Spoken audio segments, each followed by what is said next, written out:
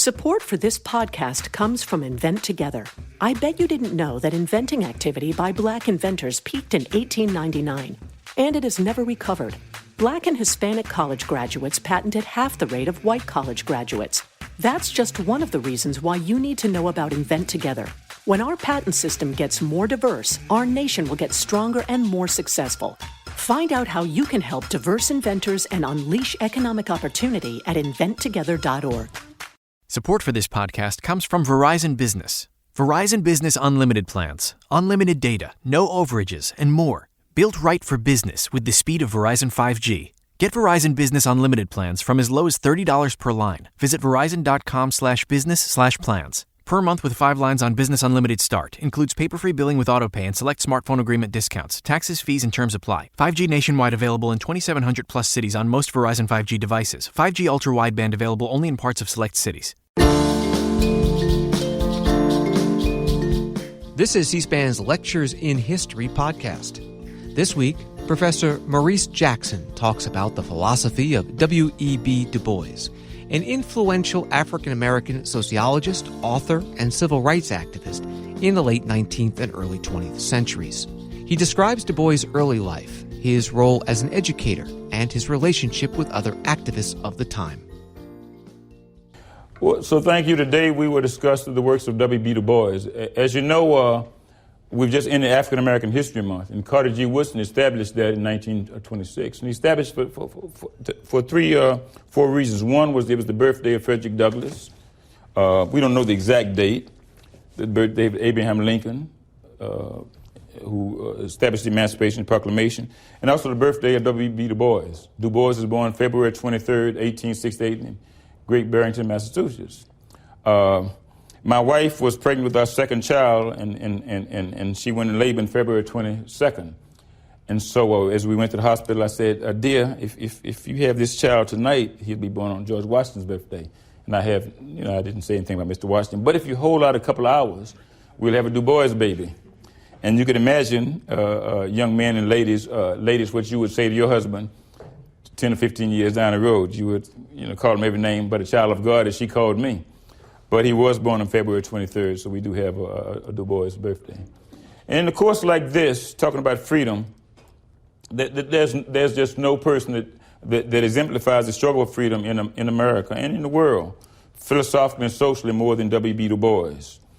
And of course, he became famous for his many writings. So let's just look at a bit of his life and his sayings. His early years, he's born in Great Barrington, Massachusetts. As he's born there, he's born to his mother and father. His father, Alfred, left the family not long after he was born. His grandfather, Alexander, was of Haitian background, spent some time in Santo Domingo, and ran a store up in Great Barrington. His grandfather had some goings back to Haiti, some mixture we just don't know. His grandmother, Burkhardt, so no doubt some German mixture somewhere along the line. Du Bois once said, when they asked him what was his makeup, he says, I'm a little German, a little French, a little Haitian, a little Dutch, but thank God, no Anglo-Saxon. And of course, what would he mean by that? The Anglo-Saxons were, of course, the original people who traded in slaves. And therefore, we can see a bit of his early life, and the early years of Du Bois there. At the age of 12, he purchased a copy of Macaulay's History of England, and this becomes very important because this is a book that people salesmen would take door to door. And as a young boy, he read this 5 or 6 volumes. It's like the Encyclopedia Britannica, I guess you would say. And he went from page to page reading the history of the world and the history of the ancient world. And it instilled in him this great pride. And understanding Great Barrington, there were no other blacks, maybe 1 or 2 families. And he was a precocious young man, but very early he became attuned to the study of books. He didn't want to let his mother down. She wanted to educate her son, her only child. And in the school with many whites, he excelled, probably more than others. And in a place like that, you know how it is with children, people accept each other. Races and cultures don't really matter that much. It's how good you can play the game, how you can play a jump rope, how you can bring your mother's cookies to school, and all those type of things. And so he had never had any racial incidents until one day he goes to school and kids are passing cards. Cards, they like greeting cards, and they exchange them with each other. And this one girl wouldn't accept his card. And then he saw the first racial incidents. If you are African American or perhaps Spanish or some other ethnic minority who's come and can be considered oppressed, you most likely remember the first time you had a racial incident. I can remember exactly the first time I did. It was in the South. My brother and I were walking. Someone was driving a pickup truck, and he said, "I smell a gar." And he said, "What kind of gar?" And he said, "A knee," and you can know the rest of the words are there. And I can remember just as it was yesterday. But generally, when people make racial epithets, they're always going away from you, never coming toward you. So he early recognized that. His talents were recognized very early. And so he excelled in school. His mother told the story of once he wanted some German textbooks. He didn't have the money to buy them. He had worked in little stores in the morning and things like that. His best friend, Lucas, had he was somewhat mentally challenged, I guess would be the best word. And he had some difficulty in learning, but they became best friends. And his friend's mother bought him the set of German books. The mother would never accept anything from anybody else, Du Bois' mother, but in this case, she did for his son. And he excelled early on in German and won many of the debate prizes. The people in town saw how talented this young man was, and so they wanted to make sure he went to college, and he applied to many. But, of course, he was from Great Barrington, and so he would, of course, want to go to Harvard. And that was his dream school. As they took up money, the people who owned the stores and others raising up money for him to go his first year, but not to Harvard, because they could accept him as a black man, as a smart black man, but not to their premier institution. So instead, he went for 2 years at Fisk University in Nashville, Tennessee. And at Fisk, of course, he excelled. He'd never been down south. And his early years there became just very important to him. He left and went to, as he went to Fisk University, and this is Livingston Hall, the main hall on the campus. Even when I went there, many years later for a year to a young man would walk up and they could never go into the dorm because it was just all girls. And Fisk became famous for his Jubilee Singers. School opened in 1866. He went there later. And the Jubilee Singers, as we've talked before, were the authors of the modern version of the Negro spirituals. And in fact, to save the school, the choir traveled throughout the world and sang many songs. Now, we'll come back to it in a moment.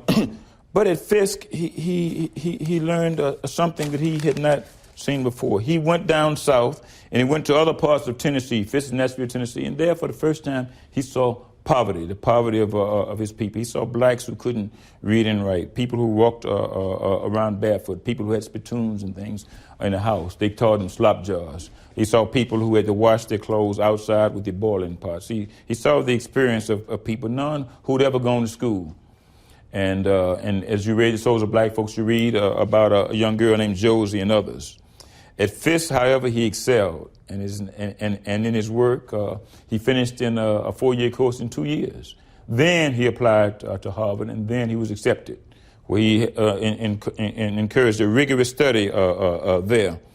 At Harvard, and you can see, he studied with the great philosophers in American history. First, Albert Bushnell Hart was one of the great historians in American history, one of the first great ones that of the 19th century. And Hart was an empiricist in all things. He taught Du Bois the importance of learning facts and of writing well.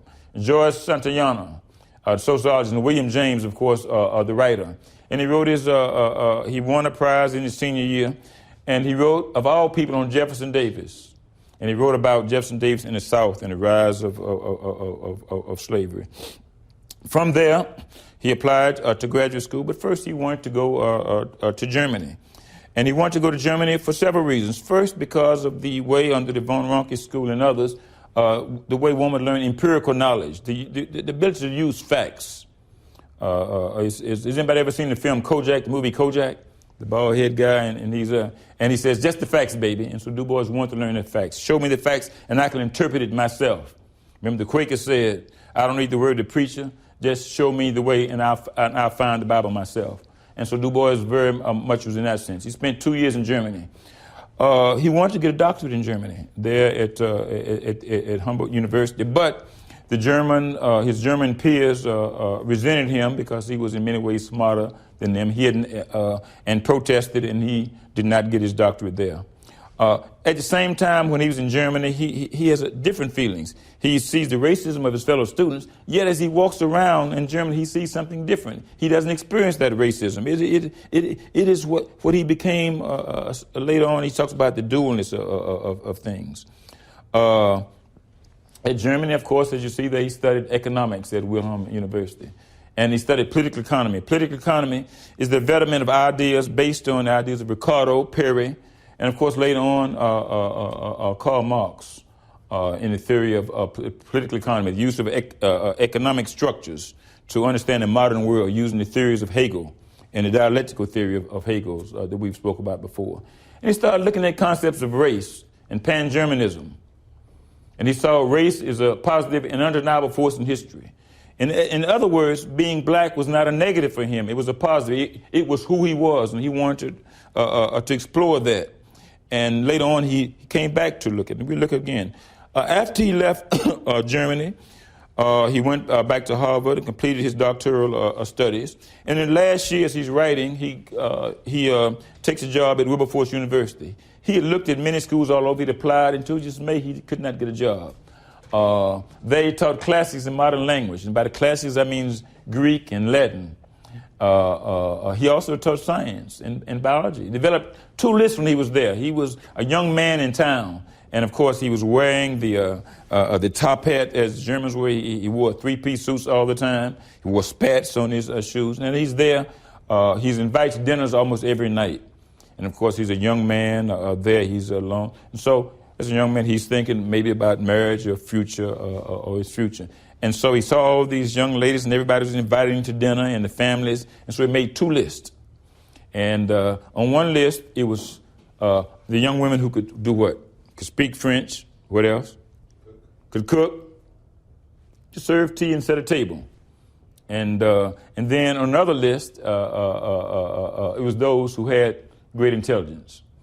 And so as he made the list, he had one woman that was on both. And of course, this does sound a bit silly, but it's actually true. And on the list, this is the woman who found both, Nina Goma. And soon he married her, and not long later they had children. In the process of doing this, he finished his doctoral thesis at Harvard University. And his doctoral thesis is a classic, Suppression of the African Slave Trade in the United States of America.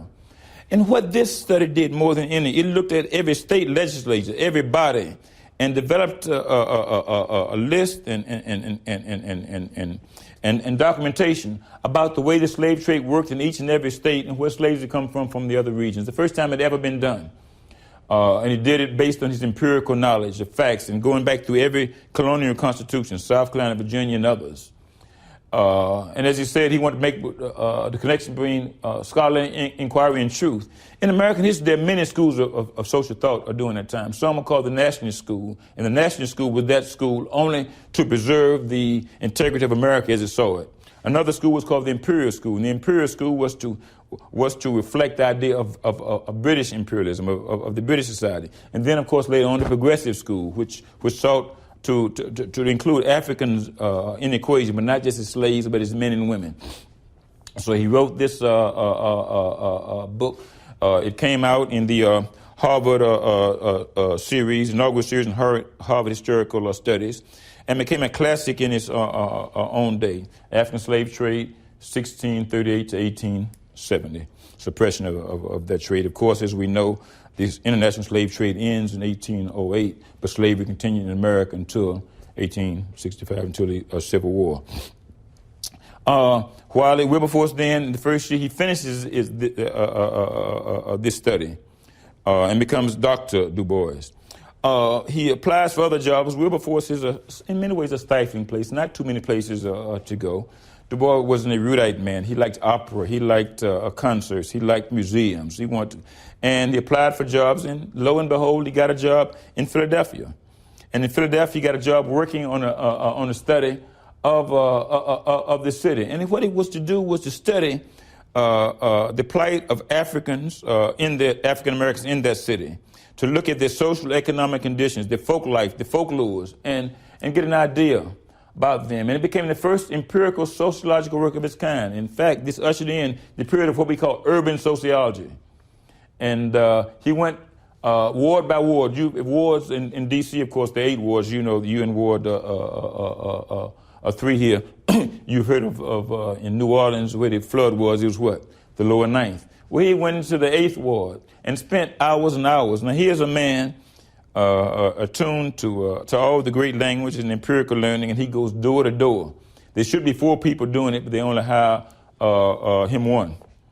You're listening to C-SPAN's Lectures in History.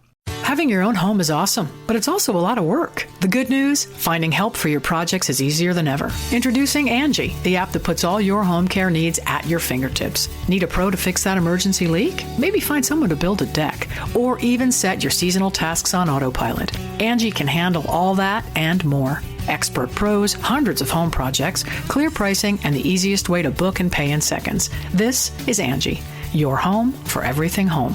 Download the app today. And then, and this is a study. This is where he went map to map, interviewing people. And it really set the stage for what we see now is the modern interviews. As you know, when people want to see the type of people who are going to vote, they do it. Now they say they can do what? They can say, working class whites are voting for Donald Trump. You answer that to me. I don't know why. They would. African Americans in the South, they can look at the numbers and they can say many will go for Mrs. Clinton. They can go to Vermont and other places and see who's voting for who based on polls, based on study of ethnicity. Du Bois was the first to actually do this, ward by ward. And at the end of this, it came a book called The Philadelphia Negro. Now, in the Philadelphia Negro, he also did something else. He paid great tributes to the role of the Quakers, and I've spoken about the Quakers before. And he's played great role in the education of blacks in Philadelphia to this man, Anthony Benezet, who I've spoken to you before. Anthony Benezet, who became the founder of modern anti-slavery movement. But the beauty of Benezet, as Du Bois spoke, was that he founded the first school for blacks, a continuous school for blacks in Philadelphia, and one of the first few in America, the African Free School. And of course, in the other book, The Suppression of Slave Trade, he said, on motion of one, probably Anthony Benezet, a resolution was put forth to call for the Quakers to bring an end to slavery in America. And so he had great appreciation for that. The next year, he got a job and he moved to Atlanta, Georgia, and there to work at the Atlanta University. And there he taught sociology and empirical studies. And empirical studies could mean statistics, could mean some forms of science. Again, he taught Greek and Latin. And his son, Burgard, of course, Burgard after his mother's family name, Gomer Du Bois. Gomer, of course, after the mother. Has anybody ever watched the Andy Griffin Show? Nobody, Mike. And what is the other guy's name? Gomer Powell. So Gomer it can be a southern name, but in this case is a northern name. And he has a son, Burgard, who's born, and you can see how beautiful and precocious the little lad is. You see the kind of dress that he has. Looks like a young girl's dress, but that is the way of the Victorian style. And Du Bois is very much a Victorian. The child gets sick. He takes him throughout Atlanta. No white doctor will help him. It would have been common. It would have been common up until probably the late 60s in some places.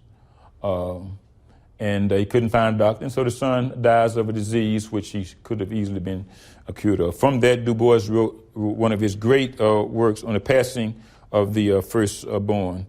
And it's, in his book, The Souls of Black Folks, and we'll come to that later. But while Du Bois is there studying this, he noticed other things, other tragedies occur. And one is the tragedy of lynching. He's walking somewhere and he passes a place, and there's a Klan rally and a Klan display, and there he comes upon a jar, and it looks very much like pickles in a jar, which you've seen. But instead of pickles, what are they? They're the knuckles of a human being. I can remember being in the South in the late 60s and early 70s, and I actually have seen men's body parts put in pickle jars outside of Southern Klansman's building. there. It was a token of the repression, a token of the fear that we've spoken about. And the same year he sees that,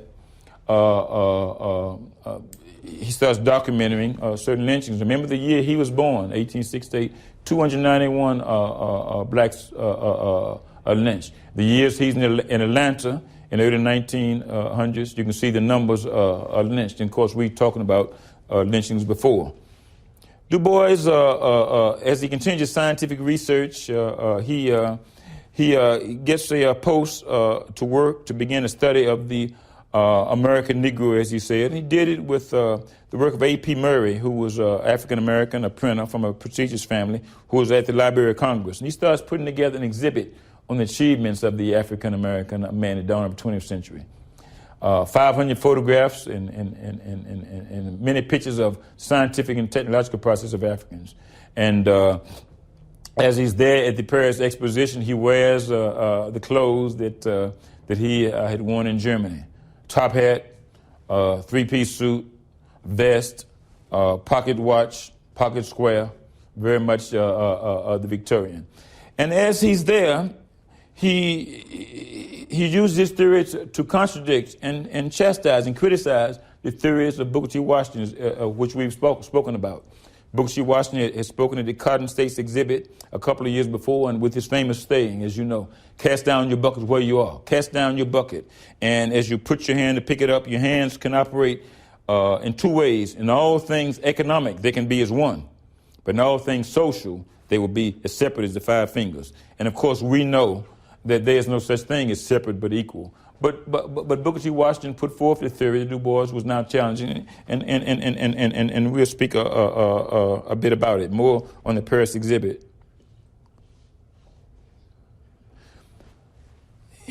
In 1903, he published his magisterial work, is perhaps what people call the Negro Bible, and that's the souls of black folks. He becomes the preeminent voice when he writes this. Souls of Black Folks is written first in serial form in a Dial magazine and some articles in Atlantic Monthly. And as you look in the book, you can see that he does something unique. He has a verse, which is a verse of a Negro spiritual, and then he'll have a poem on the other side, very much in tradition of Du Bois and his own work. Very much like this. You see the poem on one side and this. His favorite poem was one of the favorite poem was one that Dr. King always read. And this is by James Russell Lowell, the great poet. And the most famous lines are, truth forever on the scaffold, wrong forever on the throne. Yet the scaffold sways the future, in behind the dim unknown. Standeth God within the shadow, keeping watch above his own. And of course, King used that. Truth forever on the scaffold, wrong forever on the throne. And what does that mean? Just off your head. Truth forever on the scaffold. And what is a scaffold? What is a scaffold? Just off your head. If you're an artist, you know what a scaffold is. Isn't it a form of a framework? It's a framework. It's a framework. It's like a ladder. It's something you stand on. As I told you, I used to work on ships for some years. And I'd go out in the middle of the ocean, and they would build scaffolds because it's cheaper to work on a ship out in the ocean. If you've gone to the Washington Monument, you see the scaffolds, right? And the men and women in this case go up on the scaffolds to help. If you want to paint, they don't do it now, but in the old days, if they were painting a building like let's say Healy Hall, and it's made of hard plaster, men would go on the scaffold and paint. If you watched anybody paint the Sistine Temple, how are they painting? They build up a scaffold, and they have to go on it, and they lay on their back. As you know, Michelangelo laid on his back for a long time to paint. And scaffold, truth forever on the scaffold, wrong forever on the throne. So what is he saying? Truth forever on and the scaffold represents who? What does the scaffold represent? It represents the average human being, the working man and woman. Truth forever on the wrong forever on the throne. The throne represents what? Off your head. What does the throne represent? The high and the mighty, the kings, the ones whose words you must always follow. But the truth will last forever, and a lie will stand alone. So see, they playing with words. And so he used those as he thinks about the souls of black folks, the dualness of people. And with this, he wrote this book, and it became many ways called the Negro Bible. It's written in 3 parts. 1 part historical, 1 part sociological, and 1 part deeply spiritual. And I played in this class some of the Negro spirituals for you. And you can see the names of some of those if you look on the side there. Nobody knows the trouble I've seen, and that was the poem. Nobody knows the trouble I've seen. Nobody knows. Anybody know the words? Huh?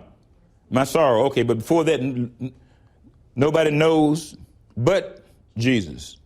Now, in the original way, it was nobody knows like Jesus. And there's a difference between like Jesus and but Jesus. And the civil rights people later on changed the words.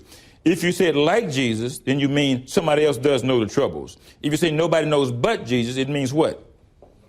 Only Jesus knows. If you say like Jesus, then you mean that other people can join you in the struggle, that you've not given up. If you say but Jesus, it means that you only look for salvation or freedom in heaven. And so the word steal away to Jesus. Steal away home. And stealing away to Jesus means what? Stealing away to heaven. But stealing away home means stealing away to freedom. And others, swing low, sweet chariot. Come in for to carry me home. Swing low, sweet chariot. If you get there before I do, tell all God's children I'm coming too. And so swing low, sweet chariot means that if you get to heaven before I do, tell everybody how good heaven is. But if you get to freedom, you tell them what? I'm coming too. I'm coming after you. So he used those beautiful terms. And he wrote about the meaning of the spirituals. He called them sorrow songs. But he called them sorrow songs because they tell of death, suffering, and unvoiced longing toward a truer world of mystery, wanderings, and hidden ways. Now, Du Bois spoke of them as sorrow songs. As I mentioned before in class, Frederick Douglass looked at them a little bit differently because Douglass says that often the people who are oppressed sing, and they sing to sometimes forget it or sorrow, but also think about them. I'm happiest when I sing, but also I can be sad when I sing. And so you look at the different songs. As I told you about the blues, people will sing the blues. Do they sing the blues when they're happy, or they sing the blues when they're sad? You don't always sing the blues when you're sad. Ray Charles, I got a woman way across town. She's good to me. She's good to me. She gives me loving and money too, and nothing for me that she wouldn't do. Is he sad? He's only sad one time. And that's when his wife catches him with the lady over town. Otherwise, he doesn't have the blues. But it is the blues. And if I've often said, sometimes you listen to country western music, which I do sometimes on Sunday mornings, because they know other good music on. It's nothing but the white man's blues. So there are different forms as we listen to that. And now, in his book, he takes on again the souls of black folks, Booker T. Washington. And Booker T. Washington, of course, is the leader of African Americans at the time. And Du Bois says this: easily the most striking thing in the history of the Negro since 1867 is the ascendancy of Mr. Booker T. Washington. It began at a time of war memories and ideals were rapidly passing. A day of astonishing commercial developments was dawning. A sense of doubt and hesitation overtook the freedman's son. Then it was this leading man began in his career of Booker T. Washington with a single definite program at the psychological moment when the nation was a little ashamed of having bestowed so much sentiment on the Negro. It was concentrating his energies elsewhere. His program of industrial education, conciliation to the South, and a submission in silence to political rights. And so he challenged the idea of Booker T. Washington, which was to accept things as they are, to go slow, to just participate in industrial education. And the best way to establish the difference between Booker T and W.B. was this poem by a great poet, Dudley Randall, wrote in 1969 at the height of the Black Power movement. It seems to me, said Booker T, it shows a mighty lot of cheek to study chemistry and Greek. When Mr. Charlie needs a hand to hold the cotton on this land, and when Miss Ann looks for a cook, why stick your nose inside a book? I don't agree, said W.B. As I should have the drive to seek knowledge of chemistry or Greek, I'll do it. Charles and Miss can look another place for hand at cook. Some men rejoice of skill in hand and cultivating in land, but there are others who maintain the right to cultivate the brain. And so what is he saying there? It's the struggle between industrial education and advanced education, between meaningful education and the right to knowledge. And Du Bois and Booker T took on this with glee. Now, it's very interesting about Booker T because Booker T, even though he disagreed with Du Bois' programs, and in one case in the early 1900s, when Du Bois was looking for a job and couldn't, he's moved all over, he wanted to come and become assistant principal of the public schools in Washington, D.C., of the Negro schools, and Booker T. Washington undermined the effort. But when he was at Wilberforce, some years before, and applied for a job, come to find out one of his classmates, Margaret, who had been at Fisk, was Booker T. Washington's second wife. His first wife had died, and Margaret was there at Tuskegee, and Booker T. Washington offered him a job at Tuskegee. But this is before Booker T. Washington, W. Bois so openly disagreed with his policies. A year or so later, he founded something called the Niagara Movement. Niagara Movement was the forerunner of the NAACP. They met in, Du Bois would say Niagara, but Niagara Falls. He was joined by other great leaders, William Monroe Trout and Ida B. Wells from Memphis, Tennessee, who had become the great writer against lynchings in the South. And they both wanted to start, they all three wanted to start this to refute the idea of Booker T. Washington, a submissive fight. It was time for blacks to fight. And Du Bois listed three things: the right to education, the right to vote, and the right to full participation in the American political system. And so all of these people came and met in Niagara near the Canadian border to found this organization called the Niagara Movement. And the next year, and you can see the dates, with it 1905 until 1909. In 1909, they had an initial meeting at Harper's Ferry. Harper's Ferry represents what? Harper's Ferry is the place where John Brown had his raid, and there, and of course, they are black and white because the people who found in NAACP are some very wealthy white philanthropists, and of course, many black leaders. And they found this at Harper's Ferry in 1909. The journal that they found, the magazine, is The Crisis, and there Du Bois there. It found the Crisis at the same time they found the NAACP on the 100th anniversary of Lincoln's birth. It is interracial. It is involved in legal struggles. The Grand versus U.S. case now outlaws the grandfather clause. It's fighting for that. And the grandfather clause was the notion that if your grandfather didn't vote, you wouldn't be able to vote. So it quickly fights for the rights of African Americans all over. The magazine it starts is called The Crisis magazine there. And The Crisis magazine starts with many different issues on many different topics. The next year, he publishes his seminal book, John Brown. He often said that was his favorite book. He wrote it from head, no documents, no footnotes. He wrote it in tribute to John Brown. As we've said, the NAACP is founded at Harper's Ferry. Now, as you know, he had this great appreciation for John Brown. Do you remember what Douglass said about Brown? I have lived the life of a slave. He died to end slavery. Who was the better man? And for Douglass, it was John Brown. He said it was probably his worst book, but also his most enjoyable book there. And since then, of course, many books have been written about this man, John Brown. The next year, he goes international, and he found something called the Pan-African movement. The Pan-African movement is a movement to bring forth Africans and people from Africa and the Caribbean, blacks in Latin America and the United States together for an international conference to speak about the oppression of black people. And he wrote the same year something to the nations of the world, and it was a plea signed by all these leaders. And here you can see there to develop policies to decolonize the African countries, to bring equality to blacks, to stop the lynchings, to stop the terror, to stop the robbing of the resources of Haiti and Ghana and Guinea and many other places. He starts this, and by 1919, it has developed so much that they can now call for a Pan-African Congress, which was called in Manchester, England. They had 5 of those between 1919 and 1945. He wanted to have the first in America, in the United States, in New York, but Woodrow Wilson would not allow the other delegates a visa. They did not want these blacks to come in. Remember, by 1919, many Africans had fought in World War I with the French forces, the Senegalese, the Ghanaian forces. Many blacks, such as James Reese Europe, have gone and fought with European forces, and they've come back to America. They went to France and got great diggings. In America, they were just treated the same as they were before.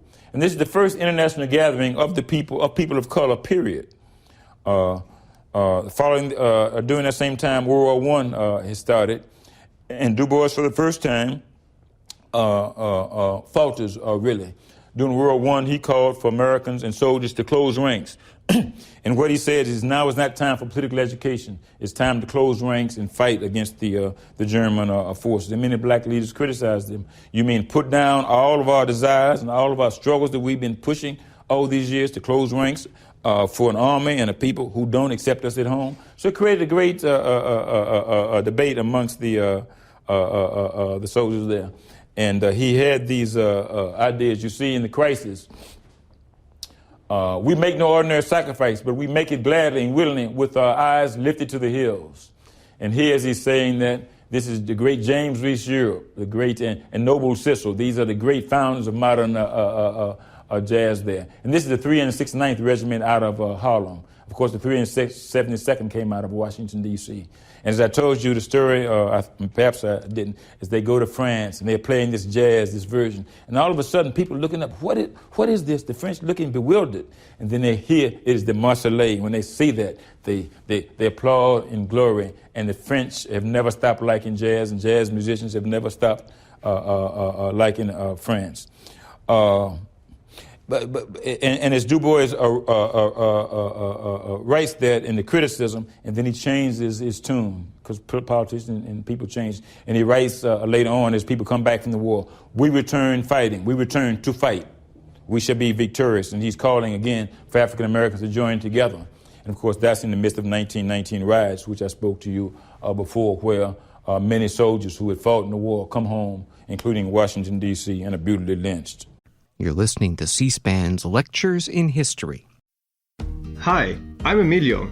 I'm a program manager at Google. Right now, lots of people are looking for ways to learn new job skills. That's why we created Google Career Certificates, an online training program for fast-growing fields like IT support, project management, data analytics, user experience design, and more.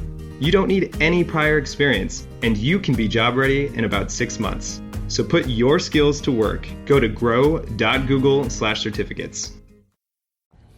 As he's moving, the rise of another popular figure comes, and that is Marcus Messiah Garvey, born in Queen Anne, Jamaica, a very dark-skinned man, eloquent speaker, very loquacious, and builds a base many times more than what Du Bois and all the others together, because he plays on the sentiments of African people, of black people as African people who've never deeply gotten the rights there. And he plays in the base, and he walks around in military uniform. The women are dressed in white, such as the Eastern Stars, and creates a great, wonderful organization. But it's based on one notion, and that is of the Back to Africa movement, assuming that he will be able to go there. Where in Africa? We don't know. You don't know where you're from. You don't know what country you're from. You know what region. As I mentioned perhaps once before, Oprah Winfrey for years thought she was Zulu because she wanted to be like Mandela. She takes the DNA test and she finds that she's Igbo or something from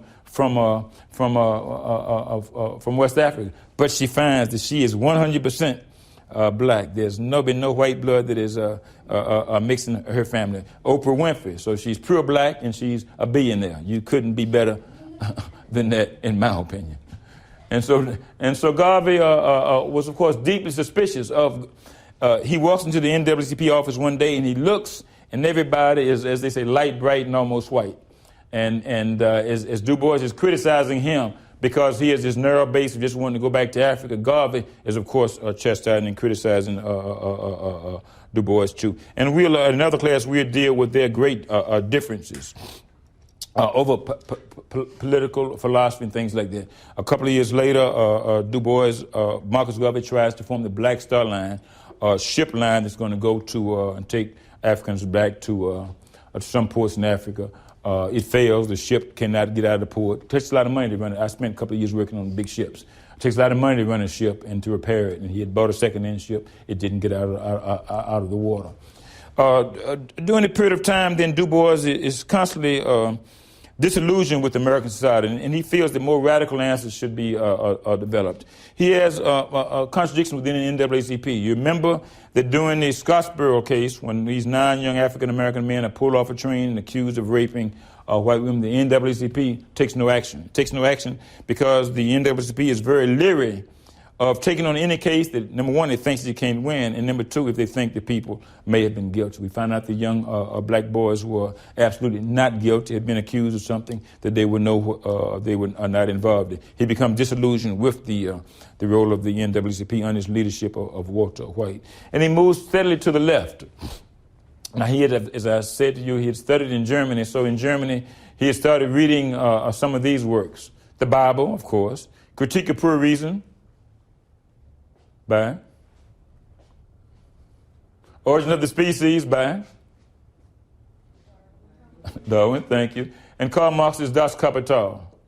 And he reads especially the preface to the condition on political economy. And there he writes about critique of the political economy, and there he writes that just as a human area cannot judge itself by that particular area. Men cannot judge each other by what they do at that particular time. It is not the man who determines his consciousness. It is the consciousness that determines the man's reasoning. In essence, it is not you who determine your external conditions, but external conditions help form who you are, and your conditions of life help form your consciousness about things. One does not have to be a working man to understand the plight of working people, but working people who work every day do understand the plight a little bit better. So he was trying to use philosophical understandings to look at the problems of the world. And he used that critique to write one of the great books of American history, The Black Reconstruction, which, and what he basically says in this book, he treated the black slaves as workers who were exploited. The book came out in 1935, reviewed in almost every publication in the country, from the Atlantic Monthly to the Nation to all the black press, but it's panned by the NAACP and also panned by the mainstream white press. And but a couple of years later, Eric Foner, the great Columbia historian and Pulitzer Prize winner, wrote a revisionist history of black Reconstruction, and gave great praise to this original work, because he was channeling the Dunning School and others. And many of the earlier schools had said Reconstruction was a failure. It led to the rape of whites by blacks. It led to the tearing up of the South, even though if you look at the records, there were very few examples of African-American men actually raping white women, but many, many examples of the lynchings, as I've given you in your chart. And so Du Bois is going back to his scholarship. He has a role. He's back and forth with the NAACP because of his differences. But then something happens. In 1937, this organization is founded, the Southern Negro Youth Congress. Esther Jackson, she's now 98. She's my godmother. This is the great Paul Robeson. I think if you saw the film the other day, you see these names. And here, young people from the South. James Jackson from Richmond. Esther Jackson from Cooper from Arlington. Louis Burnham, born in Guyana. Dorothy Burnham, his wife, who just turned 100. And they moved down south. All these Northerners moved down south to find this organization that's going to fight for democracy. And at its founding, two people are there, the two greatest Americans living at the time, in my opinion. Paul Robeson, we'll deal with Robeson at length another time, and of course W.B. Du Bois. And it becomes very active in the South. And here again are some of the pictures of the founders, Dorothy Burnham and many others. The Southern Negro Youth Congress, therefore, is the predecessor to organizations like the Student Nonviolent Coordinating Committee. It's based itself on the principle of revolutionary democracy. Du Bois continues to fight, and continues to be active, and plays a major role as a consultant to the founding of the United Nations in San Francisco. He's there because he wants to bring together discuss the plight of the African nations as was espoused in the Pan-African Congresses. As he goes there, of course, soon he comes in conflict with Mrs. Roosevelt. Mrs. Roosevelt, of course, the grand dame of American political society. As she would go and work with blacks in the South, she was chastised. As she fought for the rights of blacks in Washington, D.C., when Mary Anderson could not perform at the Constitution Hall, Mrs. Roosevelt is there. When she goes to meetings and whites in the front and blacks in the back, or whites on one side and blacks on the other side, she takes her chair and she sticks it in the middle to show. And she also becomes a great leader. She fights for the institution of the Dyer anti-lynching bill. Her husband, Franklin, would not sign an anti-lynching bill because if he signed it, he felt he would lose the votes of the South. And also because he's going to Warm Springs, Georgia every year in Klan country, where because of his condition of his legs, he goes into the hot springs. But his wife does not demur. She fights. But they disagree on the pace of Du Bois and Mrs. Roosevelt disagree on the pace of that. And soon after that, in 1947, he presents the UN with an appeal to the world. An appeal is mainly appeal to help the colored people of the world. The next year, he becomes involved in a campaign, I guess, would be somewhat similar to Bernie Sanders' campaign, the 48 election.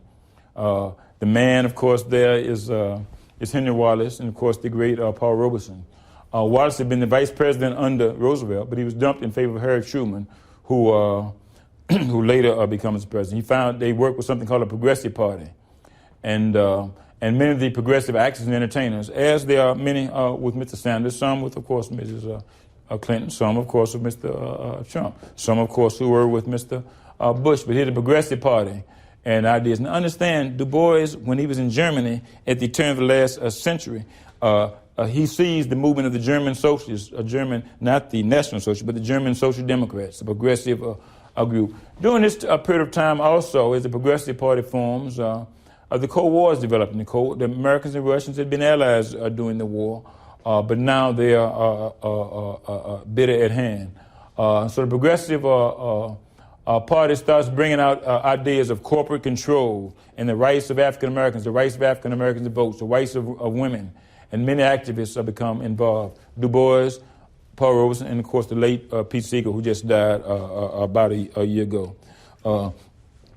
About 1 year ago. He also becomes involved in issues around Africa and found something called the Council of African Affairs. A couple of years ago, you all remember there's something called Trans-African. Trans-Africa is the movement that led the struggle against apartheid. But before Trans-Africa, there was the Council of African Affairs. And it was led by a man named Doxey Wilkerson. Doxey Wilkerson was the provost at Howard University and gave up his position as provost in order to work for these causes. He was a member of the Communist Party. The FBI found out and did everything it could for him never to work again. Robeson, as far as I know, was never a member of the Communist Party, but he never denounced communism anyway. The Council of African Affairs, also led by Alpheus Hunton, who wrote a wonderful book called Decisions on Africa, and perhaps the first great Africanist of the 20th century. And here you see his wife, Dorothy, and Paul Robeson and Dr. Du Bois are there. As he becomes active in these things, the Cold War is having a tremendous effect. But it's having a tremendous effect. At the same time, there's a movement to end decolonization. Decolonization in Egypt, decolonization in Vietnam, decolonization in Cambodia, decolonization in Jamaica, and throughout in Haiti, and throughout the West. And he helps organize a peace conference and forms the Paris conference to support the Paris Peace Accords. And there he's with Victor Macantano, who was the New York City famous New York City councilman, and forms the Peace Information Center. But as he's protesting, he very close to the White House, he's castigated because he's accused of being a foreign agent. He's no foreign agent because he has said Russia's not our enemy. So they demand that he sign an oath that he's a foreign agent. He refused, and he's handcuffed when he's indicted at Union Square in New York.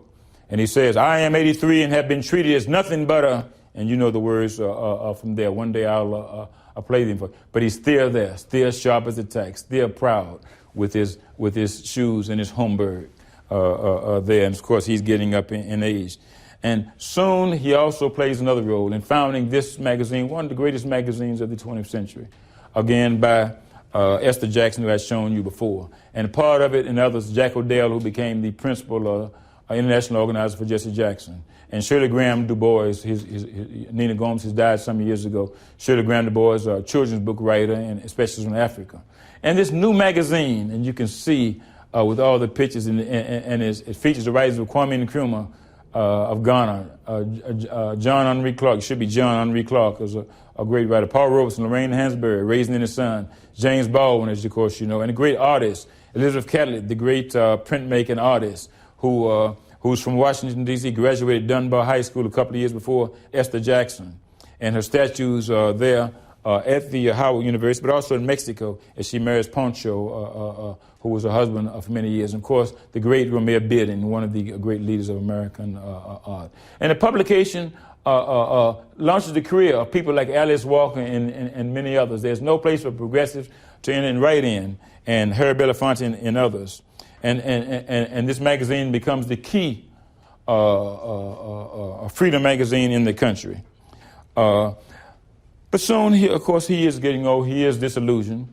And there he is with my godmother, Esther, and Jack, my godfather. He died some years ago. He's in their house. How do they know him? Everywhere Du Bois went, there was a circle. And this notion of the talented tenth. The talented tenth was the idea that a tenth of the black population would lead the race to freedom. He developed this notion at the beginning of the century. When he developed this notion, there were 9 million African Americans. 90% were in the South. Of this 9 million, less than 20,000 had a college degree. There were about 700 lawyers, about 250 doctors, about 17,000 black educators. There were about 17,000 preachers, but preachers aren't necessarily educated. Preachers, Du Bois once said, the preacher is the most unique individual God has ever produced. Part savant, part hustler, part intellectual, part preacher. He is all things to all people. And the preacher is indeed, the African-American preacher is indeed a very unique and spellbinding, in many cases, progressive individual. But he had this notions of the talented tenth to lead the race, and of course, it did not. He becomes disillusioned, and so in 1961, he decides to join the Communist Party and writes a letter to his chair, W.B. Du Bois. He also left early and went to Ghana. And he went to Ghana to complete. There he is with Kwame Nkrumah. Kwame Nkrumah has studied at Lincoln University with Langston Hughes. So Kwame Nkrumah founded the Convention Party in Ghana and led the country to independence. And he invited Dr. Du Bois there to work and help complete the book, the Encyclopedia Africana. And there he is at Freedom Hall, and Nkrumah is married to. You see the suit he wears. I have a couple of those there called Nkrumah suits or others. And he's married there, and that's Nkrumah's Egyptian wife. And his 95th birthday, they have in Freedom Hall there. And he became, and his goal was to complete this Encyclopedia of Africana, which was to collect all information on all Africans and people of African descent. And only a couple of years later ago, it was finally reprinted and completed at Harvard under the leadership of Henry Gates. And there in Ghana, he had many, many people come as he's completing his work, and Ghana gives him citizenship. He renounces his own U.S. citizenship there. The next year in America, as the March on Washington is being formed, Roy Wilkins was a great man, but Roy Wilkins could not tolerate Du Bois's radicalism, and in many ways sort of asked him prematurely to take a volunteer retirement, and Du Bois, of course, was fed up with that. He is, after all, Du Bois. He is, after all, trained in Europe. He does have these languages. He's not a mild man. He's not a man who lacks any confidence in himself. But Roy Wilkins comes to the podium and announced the death of W.B. Du Bois, really the leader of the NAACP. The NAACP, who had played a great role in organizing the March on Washington, announces his death. And Dr. King, Dr. King on Du Bois's birthday, February 23rd, 1968, on the 100th anniversary event, held again by Esther Jackson and others at New York's Carnegie Hall, in honor of the Freedom Ways then as a fundraiser. And he said Dr. Du Bois was not only an intellectual giant exploring the frontiers of knowledge, he was in the first place a teacher. He would have wanted his life to teach us something about our task, our emancipation. Dr. Du Bois confronted the powerful structure of historic distortion and demolished it. He did not apologize for being black, and because of it, he was never handicapped. And so this was the life of W.E. Du Bois, perhaps our greatest intellectual. Thank you.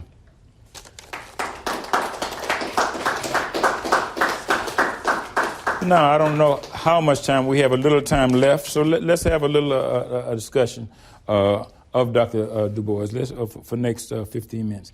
You all have a sheet I gave you of just some quotes. I found them quite fascinating.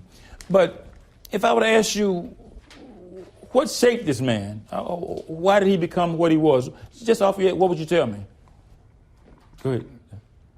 I think because he was educated at such a young age, he was able to have a love of learning that kind of was expressed throughout his entire life, and that he realized was the key to success in both his life and to the advancement of black people in America for the future generations.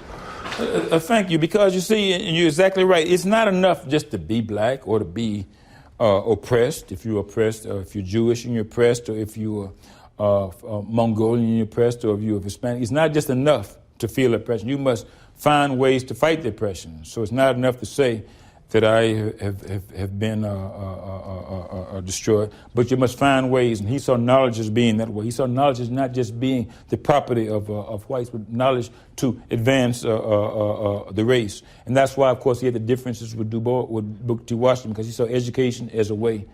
And so sometimes if I fuss at you all for not taking advantages of the great advantage you have, well, it's for a reason. You were here, somebody's paying all this money for you, have the great opportunity, no matter what it is, to learn and to explore. And if I say just leave the campuses and go out to the city to learn more about it, it's for a reason, because each of us has a role in society one way or another. And so that was Du Bois' education. Anyone else? What made him, Stephanie? I think it's also important, one of the quotes you have here is, he says, believe in life. Children will learn better from what you are than what you teach, and he kind of practices what he preaches. So read it again. Children will. The quote. Well, I just lost it. Children will. Children learn more from what you are than what you teach. And I think it's important to note that he really practices what he preaches. That's very interesting. I have two children. And, I wasn't always a teacher. I was a working man most of the time. And my wife and I was struggling to get the kids through school. And I got them into one of these fancy schools up the street, St. Albans National Cathedral. And one of my friends said, Maurice, you can't send your kids there. They may learn, but they won't understand by being black. So I laughed at him. I said, in my house, he would just know. It's no problem, because he would learn by me being.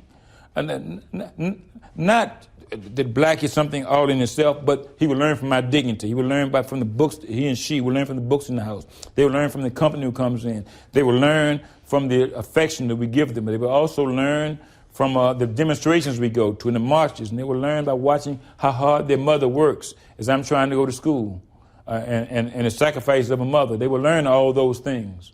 And so it's not always what you say, it's who you are. So as you walk around the campus and walk with your head held high, then that sets an example. Something else on Du Bois that made him. What else made him? Go ahead. I would add that what made him was not only studying what was happening, but also actually going down. Like, for example, when he was writing The Philadelphia Negro, when he actually went down and saw the conditions that people were living in, because there was if I remember, it was written with in the backdrop of Plessy versus Ferguson, and the idea that people thought that it was possible to be separate but equal, but very clearly when he went down there, it was not. Okay. Thank you very much. So he goes to Philadelphia. It is an aftermath of some years after Plessy versus Ferguson, separate but equal, and he goes in Philadelphia, the birthplace of American democracy, and he sees the conditions of African American. And it's the first that later on Gunnar Myrdal, the Swedish, does something called the American Dilemma. But here, Du Bois is doing this hard nitty-gritty work from neighborhood to neighborhood, asking questions, surveying. In another class tonight, we will look at a book called Tally's Corner, which is about Washington, D.C. and the struggles of people. And it's a study, a person just went in one neighborhood. But Du Bois went in this whole city. I'm doing a study for the city in Washington, D.C., and trying to find about why so many African Americans have been forced out. But the problem is that the city government and the planners and people keep the statistics have no systematic way of keeping it. It's almost as if they didn't care. I suppose they do, but it's almost if they didn't care. And so many African Americans are being forced out, and the city changes so much. And people who decry gentrification, yet in some ways are happy with it because it creates a neighborhood where there are more young, well-off faces. But what about the people who've been forced out? So Du Bois' study was the first to really look at that, day by day, educational, economic. You see, people talk about poverty, and often it's not understood. We have poverty in Washington, D.C. You have a kid who's 13, or let's say 6 or 7, and he's behind or she's behind because they didn't have the chance to go to preschool. And why don't they have these opportunities? Chances are maybe they're 6, maybe their mother is 20. And maybe the mother had a child very young and didn't have the opportunity or didn't take the opportunity. And I often go, the days I'm not teaching, I walk up to the corner store where I live, and I'll talk to Mo, and Mo is from Guinea. And we'll sit down and talk about African things like that, just get a cup of coffee before I go home and start reading and writing. And young kids will come into the store, 4, 5, and 6, and they're coming in to get candy and things like that when they should be in preschool, but they're not. And so if that person is 6, then their mother is what? Maybe 20, 22. And then their grandfather is maybe 42, and their great-grandfather is maybe 62. So it's not just a generation, it's generations that have preceded them that may not have had opportunities. And of course, there's an African-American man, the 7% of African-American men never finish high school in D.C. on time, which means, and if they have a record, then good job, they are not able to get them. So Du Bois was doing this study, but we've not learned as much about this study because we are not engaged in the day-to-day work to try to understand. It's not enough to say what the social problems are. One must try to solve them. Du Bois also founded these organizations. So he's not just the intellectual, he's an organizer. And what does that say about him?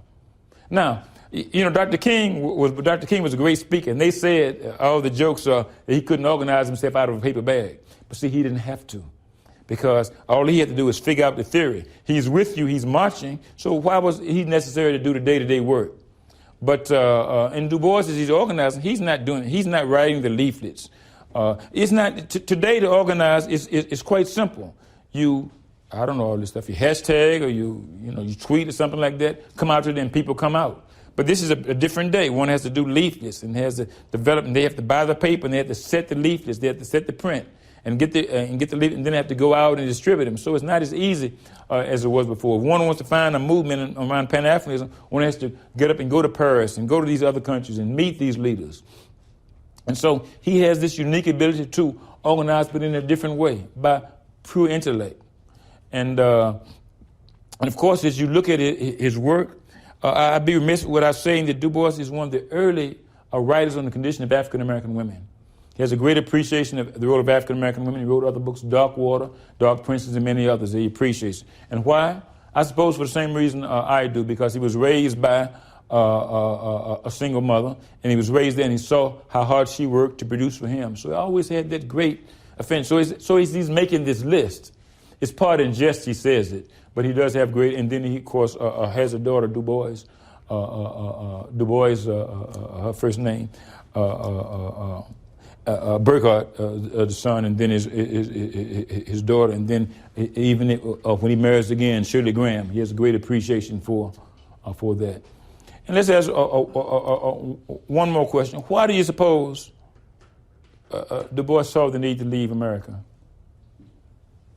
It's very complex. He's fought.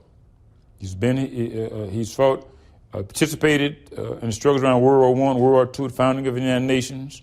He writes books. He goes down south to stop lynchings. But then, at a certain point, he feels it necessary to leave. No one should ever feel that way, but he felt it necessary to leave at the age of perhaps 91. And what's happening during that time? What's happening in the early 60s? Yes. And concurrently on the other side, what is happening? Opposition to the civil rights movement. Well, opposition to the civil rights movement, but the great period of political repression that starts with the McCarthy period, starts in the early 50s, starts right after World War II is ended, and lasts for generations, where people like Du Bois are arrested, where Paul Robeson's passport is taken, where my godfather Jack there was put in a jail and did something called run underground, which means he didn't see his wife for 4 or 5 years as he has to go and live in a farm somewhere in Idaho because the FBI is chasing him because he's accused of being a communist. And perhaps he wasn't. Everybody had to sign a lawyer's law. So it's a great period of political repression. You have other things, the Bay of Pigs and invasion in Cuba, Americans, contradiction with Russia that had been his allies, the space race, all those things. But thousands of blacks whose passports are taken, many are denied the jobs. One has to sign a loyalty oath. Have you ever been? If you saw the movie Trumbo, you saw what's happening in Hollywood. Many great writers are blacklisted, lose jobs, and a great period of political repression. And so Du Bois feels that. In fact, enough credit is not given to Martin Luther King because it is a civil rights movement and it's fighting and bringing in people like Bob Dylan and Pete Seeger and Dick Gregory and Herb Belafonte and many other leaders like that across the board that helps bring in and usher in the end of the Cold War. But he has to leave because of that. In the end, Du Bois goes to Africa, but he goes there with the mission that he always wanted, and that was to write this book, Encyclopedia Africana. So we'll end with that and have a nice break and think about what you're going to write your next papers on, and always, when you write your next papers, hope they're better than the first ones, and they will always be. And thank you. So, and I'll give you papers out today, and then we can discuss them. Okay. Thank you. Thanks for listening to C-SPAN's Lectures in History. Be sure to check out our Q&A podcast for intriguing hour-long conversations with people who are making things happen. On this week's episode, Jessica Dulong talks about her book, Saved at the Seawall, which tells the story of the largest and fastest maritime evacuation in history, which occurred on September 11, 2001, when over 500,000 people were taken off the island of Manhattan by boat.